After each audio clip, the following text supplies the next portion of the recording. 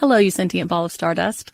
My name is Casey Davis. I'm a therapist and I'm an author of the book How to Keep House While Drowning, where I talk about ways to make it a little bit easier to take care of yourself when you're overwhelmed, stressed, have mental health issues, physical health issues, or maybe you're just in a hard season of life. Maybe you're looking for a place that you can come and listen to some practical advice. This is a podcast for all of the self-help rejects. We're going to talk about skills for survival and self-kindness. And I'm going to leave the pop psychology at the door. I promise not to tell you to meditate or to journal. We're just going to give you some really insightful conversations with hopefully some practical advice. So I don't believe you need to pick yourself up by the bootstraps. I don't want you to just try harder, and I don't believe that laziness exists. So join me over on Struggle Care, where we can find compassionate solutions that help us function a little bit better. You probably know the feeling. Sweaty, fast breathing, quick heart rate. That's a cortisol spike. It feels awful, and its imbalance is the cause of your anxiety. Rebalance Health's 3-part anxiety system helps address it at the root. Rebalance Health lozenges are natural and designed for optimal absorption, providing 24-hour relief. Live life fully without feeling like you're fighting for it. Get 50% off your first month with code CALM23 at rebalancehealth.com. Stoveleg Media, igniting conversation.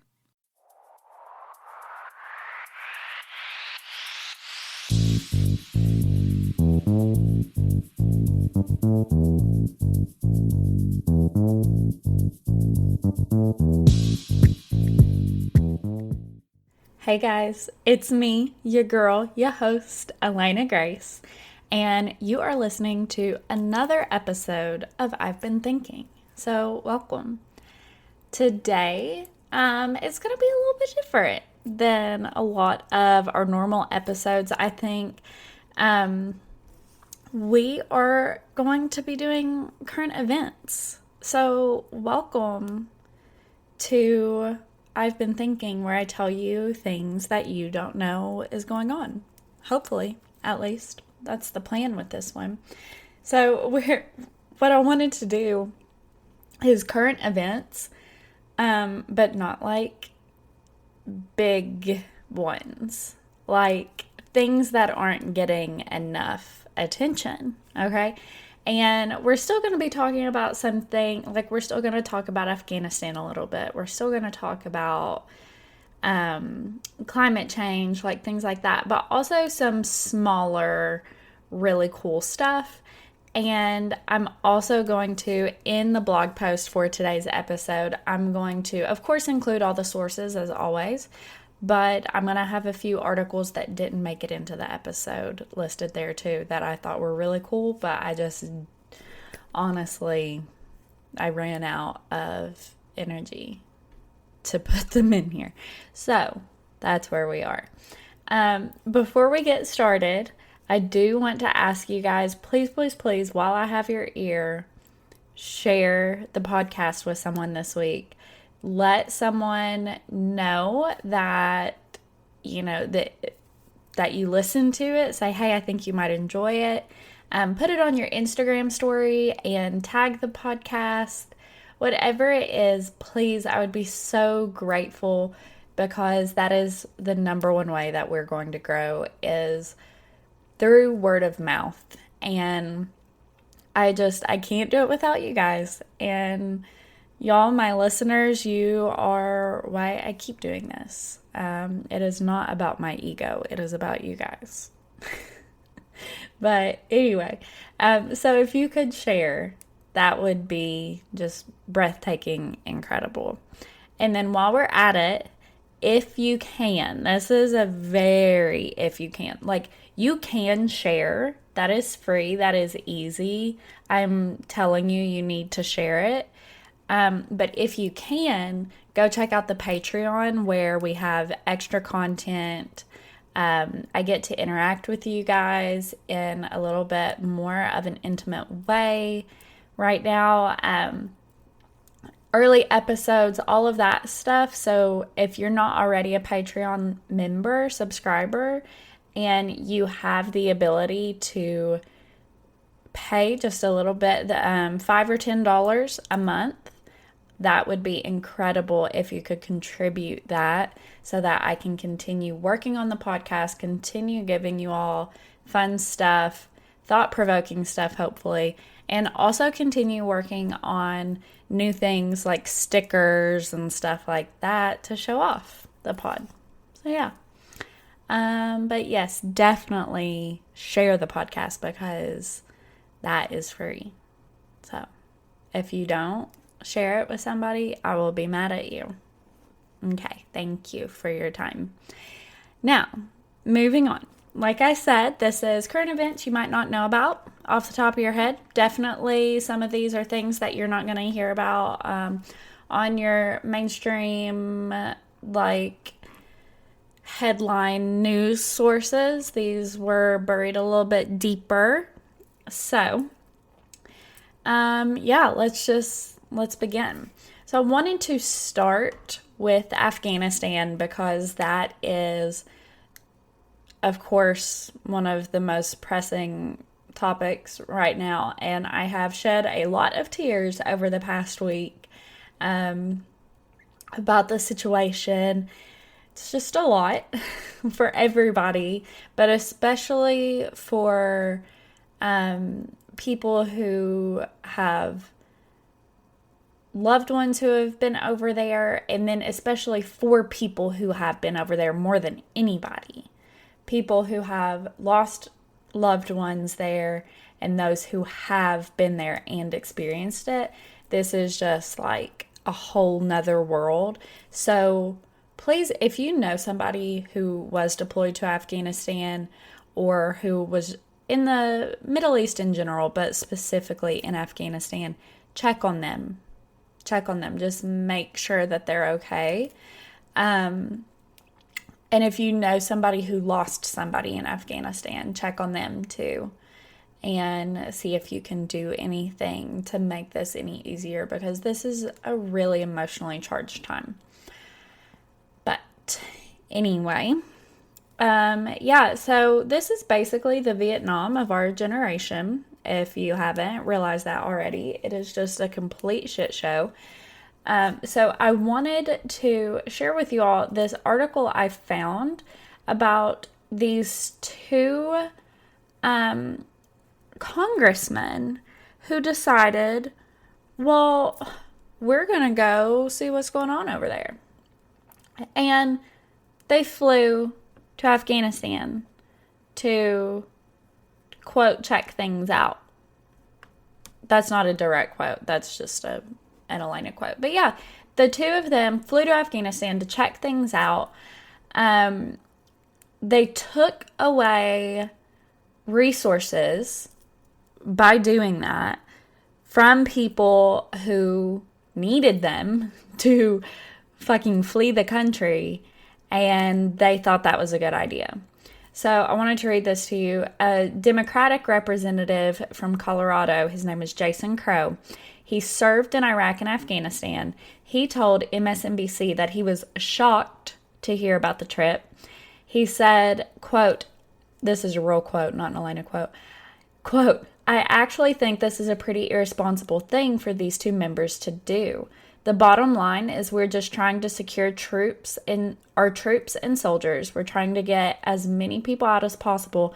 And the only thing that I thought about when I heard this is how many Afghan women and children were not able to be evacuated yesterday because they had to pull Marines off the line or out of rest to provide security for VIPs. And that's literally, that's the bottom line. That is, perfectly said. House Foreign Affairs Committee Chairman Gregory Meeks from New York, he voiced frustration with the pair as well. He said, to me, to go now is not to help. It's selfishness. To try and get, some attention for yourself. And it doesn't help the people that we want to be helpful for right now. And two of the two quotations that I just read to you were Democrats. But, it is bipartisan fury from almost everybody that these two just said, let's go to Afghanistan and check it out. Nobody is happy with them. It's wild. on Wednesday, so that's today when I'm recording, a White House official had said that 19,000 people were evacuated from Kabul in the past 24 hours. That since August 14th, the United States has evacuated and facilitated the evacuation of approximately 82,300 people on U.S. military and coalition flights. So think about that. 19,000 people were evacuated in 24 hours. I really genuinely want to know exactly how much their visit affected evacuations, because it definitely did. We all know it did. That's not a question. And it really was for attention. What the hell are they going to do? Go over there and supervise and say, yep, looks good, boys. We'll be back next week. No, what's the point of that? There's no point. It's stupid. It is for attention.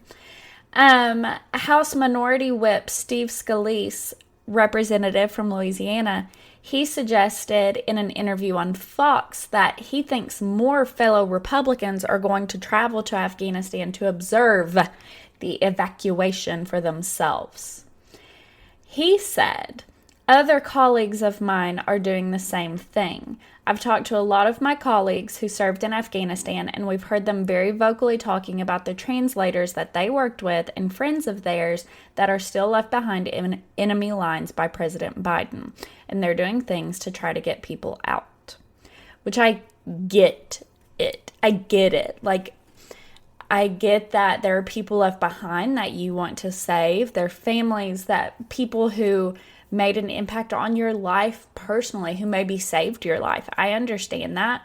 But truthfully, how much are you going to do traveling there as a United States politician when you're probably going to have some kind of security detail?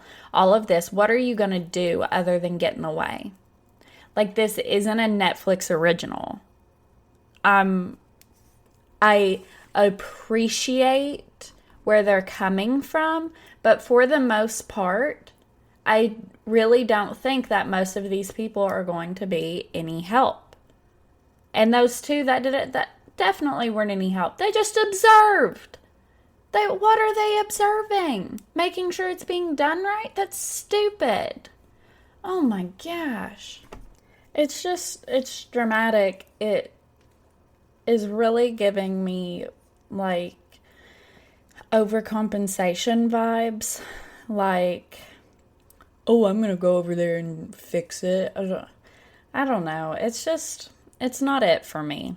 You're not really going to be helpful, boys. You're not. And that's just the case. I'm sorry to break it to you. I'm sorry that you don't have friends or wives or mothers or anybody in your life that's apparently rooted in reality. But the likelihood that you are going to help more than the people who are already there, like, it's minuscule. The amount of help that you would give is likely pretty minuscule compared to the people who are already there. So, hate to break that to y'all, but anyway, I did want to share this also because it's kind of good news. It can be good news if it works out, and it will work out. I'm like putting that into the universe.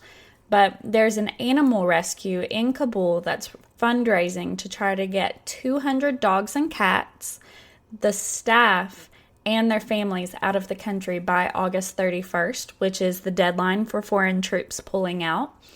The owner is actually, the woman who runs it is a white American woman, so she has already been threatened by the Taliban. Physically, they tried to put guards on her house. They told her she had to leave and everybody else had to stay, and she was like, no, because you're just going to kill everybody else when I leave. So anyway, That's really, really sad, really sad. And a lot of these dogs and cats that they're trying to evacuate are the pets of families who have already evacuated. A lot of, well, not like a lot, but, well, I don't know, really, statistics, whatever. A handful of these dogs are dogs, like working dogs, like bomb sniffing dogs, working dogs of contractors who have been evacuated, and they couldn't take the dog with them for whatever reason. So they had to turn them into the animal rescue, that kind of thing. It's just, I mean, I'm overwhelmed with that. But they have, I checked out their Facebook page and was reading some updates, and they're scared, of course, but they are hopeful and they're working hard to try to get their team and their animals out. And it is a lot of work, but they have been put in contact. As of this recording, they had been put in contact with some people, hopefully, who could help, and they had raised 1/3 of the funds that they needed. So at least according to their fundraiser page. So I am going to link just in the direct show notes of this episode, their fundraiser link, so that you can just scroll down on Spotify or Apple Podcasts or wherever you're listening. You can just scroll right down to the show description and that link will be there. You don't even have to go to my website to get that. I will link it on the website as well, though, and link their Facebook as well, so that way you can keep up to date on that. But yeah, I mean, I am just so worried about them, and I wish that that was making bigger headlines, because I feel like that would be very beneficial for them, But anyway, now to this one is, this next news segment is kind of a headline maybe, but OnlyFans has announced that it will not be banning sexually explicit content, at least for right now. So yeah, it's big news. Maybe it's not being talked about a lot. I don't know. Adam and I both thought it was interesting, so I threw it in here. It had originally made this announcement in answer to a handful of banks and credit card companies saying that they would no longer be allowing transactions associated with porn sites and services, which is all in an effort to crack down on sex trafficking and like underage sexual harassment, like yada yada, all that awful stuff, which is great that there's like this big effort to crack down on that. But I will say I was shocked that OnlyFans would so quickly cut out the biggest part of its business and its current claim to fame, because that was just like a very quick 180, like very quick, like, nope, chop, y'all are gone. But it's not, OnlyFans was created to be more of a Patreon situation, and I get that. And I get why they would be like, okay, well, we're not even going to become a part of this debate. We're just going to nip it in the bud. Totally get it. Don't blame them. But at the same time, it's been utilized otherwise, and it's become very successful through that. So, yeah, I was a little bit shocked. But they did announce that the brand stands for inclusion, and they have, quote, secured assurances that there will not be any, quote, discrimination against any form of creator, which, that's cool. Sounds good to me. I'm really not in the mood to get into the ethics of sex work and porn, but I'll say this. If you're a consenting adult and you got it, why not make money off of it? So that's what I have to say about that.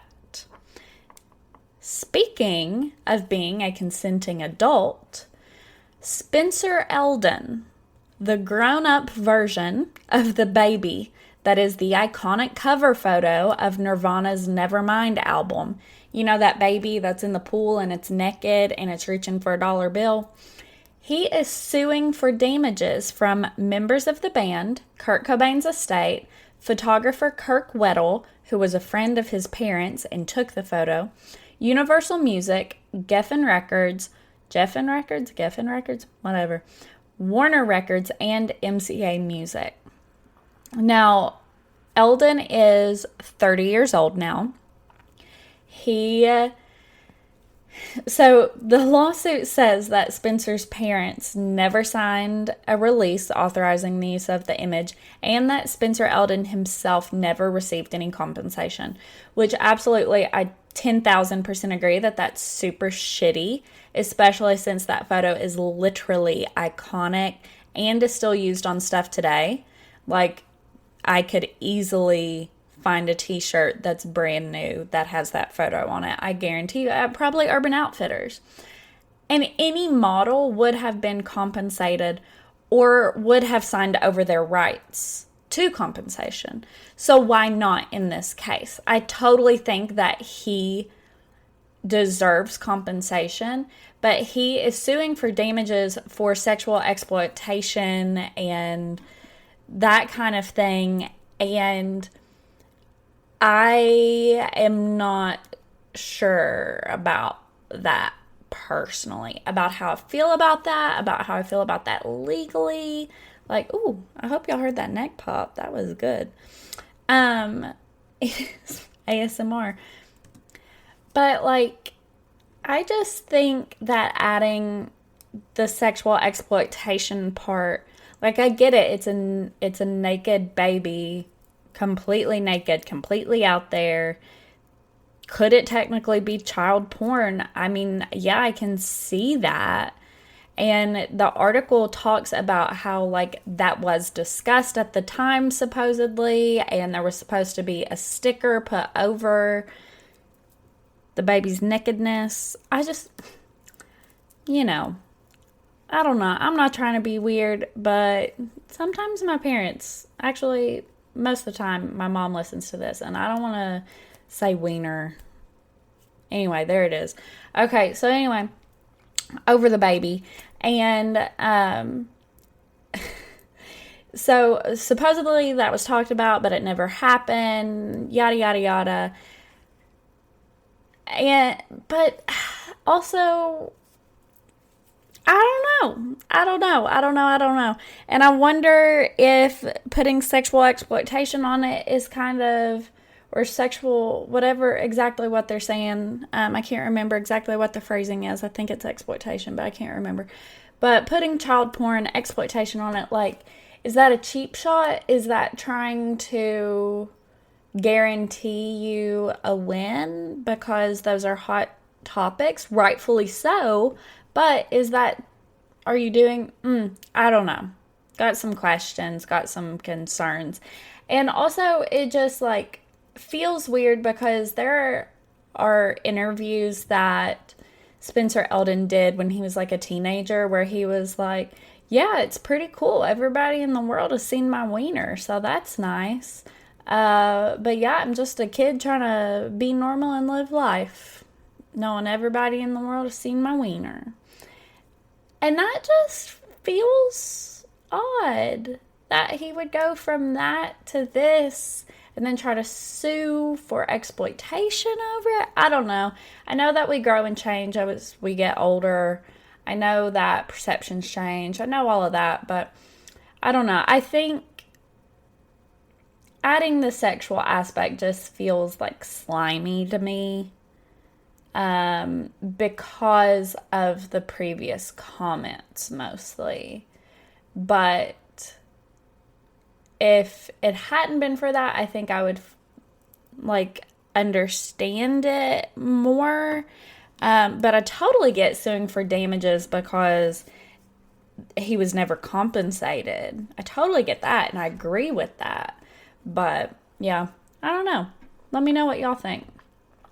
Now, in perhaps today's oddest news that I wanted to bring to y'all, and I just thought this was really interesting, A smooth hound shark in Italy gave birth to a tiny little bubba shark in spite of the fact that she has been in a tank with only another female for the past decade. Like, has not been touched by a man in a decade. And they say that gays don't have babies in nature. I mean, come on. Right there we have it, 2 lesbian icons. But on a serious note, this is pretty cool just because there were previously believed to only be 3 breeds of shark that are capable of reproducing asexually. And so they took this baby shark's DNA. I hope the song's in your head now. They took this baby shark's DNA and they sent it off to see if it was a direct copy of its mother's, in which case it would be a clone. And then this breed of shark will be the 4th able to reproduce asexually. And I just think it's wild that some creatures can do that. And yeah, it's just really cool. Plus, I feel like that's important because it probably means that this species, like, we don't have to worry too much about it becoming extinct or going extinct, because as long as there are females, they can reproduce asexually, but the males probably can't do that, I wouldn't think. I don't know. I just think that's cool because, like, I'm really sad about the black rhinos that the last male died, right? And now there are just 2 females, I think, left. So obviously they can't reproduce anymore. There are no more. And I just think that's really sad. So I think it's cool that there's, hell, something out there we don't have to worry about if all the men die, all the males die, you know? I don't know. Makes me feel like a little bit of weight lift off my shoulders. Because I worry about sharks a lot. Actually, okay, that last one probably wasn't the oddest news. Hang on for this one. I kind of forgot how wild this one was. So researchers in Australia think that super large venomous sea snakes might not be malicious when they approach scuba divers. They might actually just be trying to get some. They're trying to mate. So this professor in Sydney, Australia, and his co-authors were doing research on these snakes, I guess. Also, I want to say real quick, I hate that they were referred to only as his co-authors, like the professor was named, and then it was his co-authors, because as having been a co-author, I want to say, first of all, that I provided a lot of the work. The professor just gave me the ability to be published where I was being published. Second of all, and he did like editing and stuff, which was great, and I'm grateful for like that opportunity, but like the co-authors do a lot of work, okay? Let's not undermine that. And second of all, they're still co-authors. Why do their names not deserve to be said in this US Today article? That's all, folks. That's all, folks. Yeah, anyway, I'm pissed off about that. But a professor in Sydney and his co-authors found in their research that snakes, these specific sea snakes, were more likely to approach divers during their mating season, and the fish that were doing the approaching were mostly male. Some of these snakes made repeated advances towards the same humans and also did things like coil around a limb or something like that, which is a courtship behavior. So that's wild. Basically, someone said that, I can't remember if it was that same professor or not, but one researcher said basically the snakes have beer goggles on. They see anything and they go, "Ooh, that looks good," and then they get up close and they're like, "Oh wait, that is not a lady snake." So like a guy who's talking to like a paper cutout, you know, he gets up he sees it across the bar and he's like, man, that looks good. I'm going to go chat it up. He gets right up. Sometimes he still talks to it for a few minutes. And then he realizes she just doesn't, it's not just that she doesn't want to talk to me like every other girl I've ever met. It is actually that she is a cardboard cutout or a painting on a brick wall. It's just that he doesn't know the difference because nobody wants to talk to him. Anyway. So to transition us from the ocean and fish to the environment, I want to share this with y'all. Giant goldfish are taking over lakes in Minnesota. Like, what the heck? And the funniest part of this is to me that this isn't a new problem there, which is perhaps stranger even than the last two. I'm not sure. But basically, the people, they're like, I don't want this pet goldfish anymore. I'm going to go dump it in the pond in the neighborhood or the lake, or dump it in the creek, and then it goes to the lake. And then it goes into this body of water and it grows up and it becomes massive because goldfish they're just a breed of carp, and they can be literally the size of Winnie.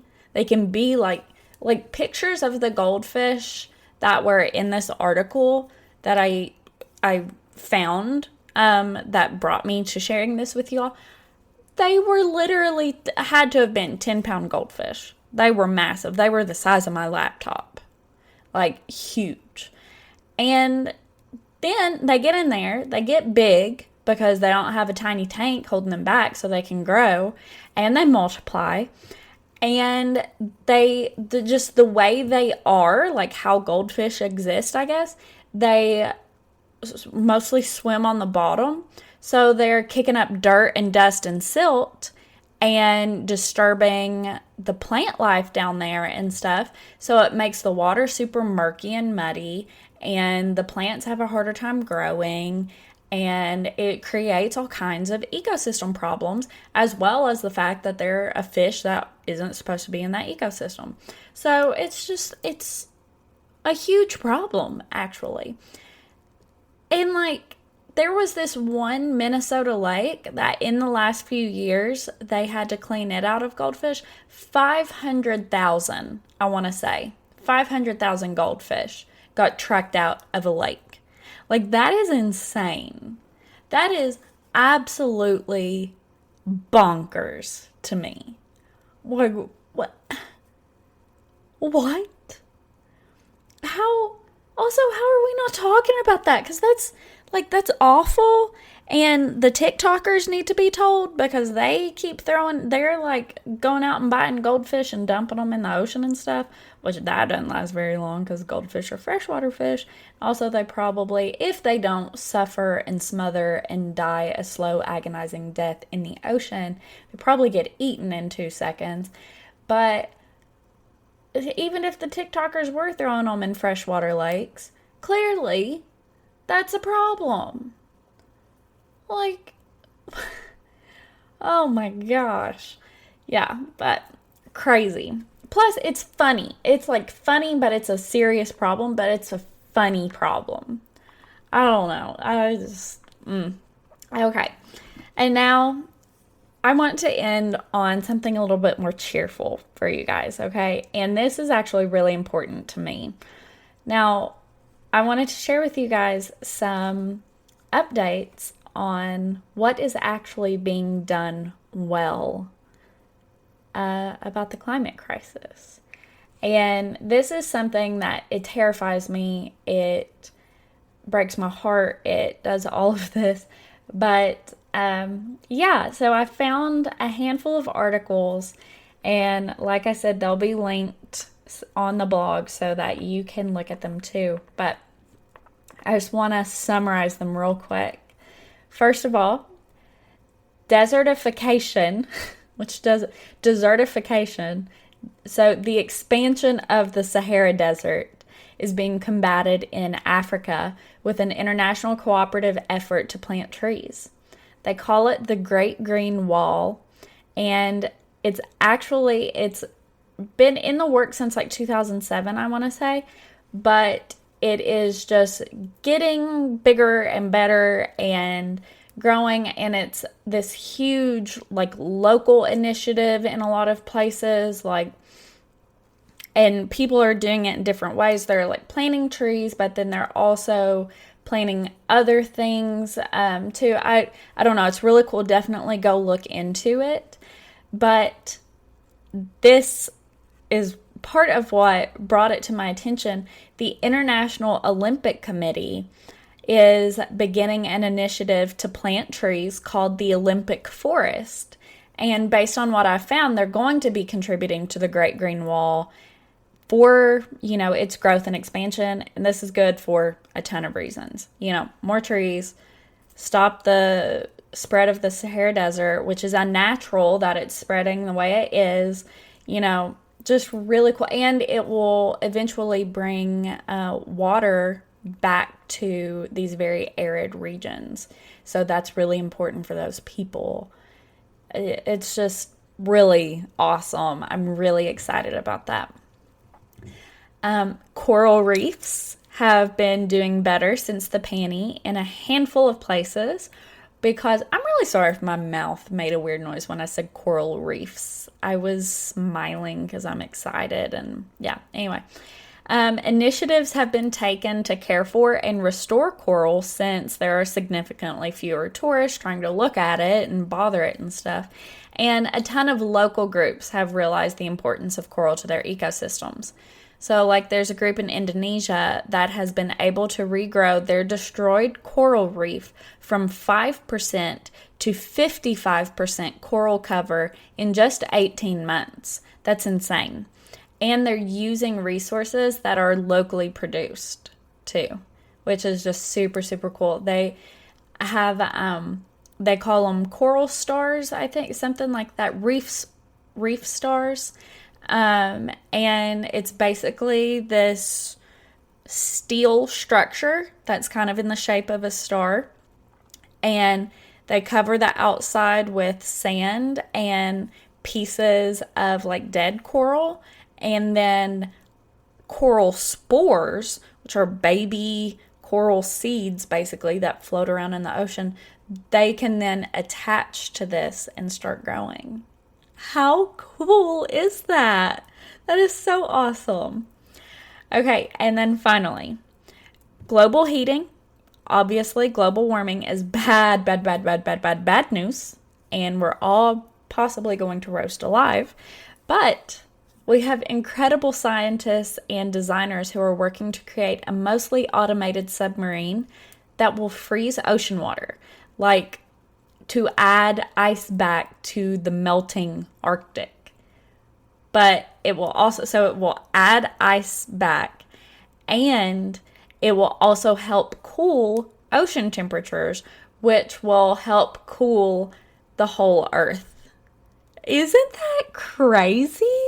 Like, that is an incredible and highly feasible technology that's being developed that could drastically improve our climate situation. But it's also just really cool to see how people are coming up with solutions. And we don't hear about that. We don't ever hear about the solutions. We don't ever hear about the fact that a lot of these things can be reversed. We only hear that we're damned and we're going to burn alive in our own personal hells that we've created, apparently. I am just thrilled, and I wanted to end on that note that these things are possible and that there is some positive in the world. So yeah, I hope that you guys enjoyed that little current events roundup. If you did enjoy it, please let me know. Please, because I did have fun doing that. And yeah, again, share the podcast with a friend. Make sure that you check out the Patreon. See if you're interested in subscribing. That would be incredible. Check out the website for the blog post on today's episode with sources and everything. I've also been doing weekly blog posts. It's been journals lately, just quick little reads talking about what I'm thinking about and going through and that kind of thing. Also, check out the merch tab that is there on the website. That's where it's my Etsy shop for like t-shirts and stuff like that. So I make some funny, sassy t-shirts and that kind of thing. I just dropped the first fall collection, so I'm really excited about that. But that is also where you can get I've Been Thinking merch, and I'm working on some new merch for that too. Yeah. So, and then follow us on Instagram at I've Been Thinking Pod, at I've Been Elena on TikTok. I've kind of been missing on there lately, but I'm working on it. And yeah, thank you so much for listening, guys. I'm sorry that "and" is my filler word today. But again, I hope you enjoyed, and I love you, and thank you for listening always. Bye.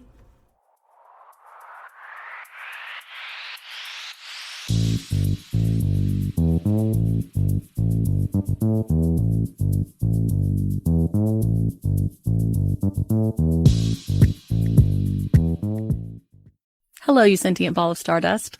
My name is Casey Davis. I'm a therapist, and I'm an author of the book How to Keep House While Drowning, where I talk about ways to make it a little bit easier to take care of yourself when you're overwhelmed, stressed, have mental health issues, physical health issues, or maybe you're just in a hard season of life. Maybe you're looking for a place that you can come and listen to some practical advice. This is a podcast for all of the self-help rejects. We're going to talk about skills for survival and self-kindness. And I'm going to leave the pop psychology at the door. I promise not to tell you to meditate or to journal. We're just going to give you some really insightful conversations with hopefully some practical advice. So I don't believe you need to pick yourself up by the bootstraps. I don't want you to just try harder, and I don't believe that laziness exists. So join me over on Struggle Care, where we can find compassionate solutions that help us function a little bit better. It's important to properly dispose of unwanted medication or sharps. MedProject offers free and convenient disposal options near you. To learn more, call 844-MED-PROJECT or visit medproject.org.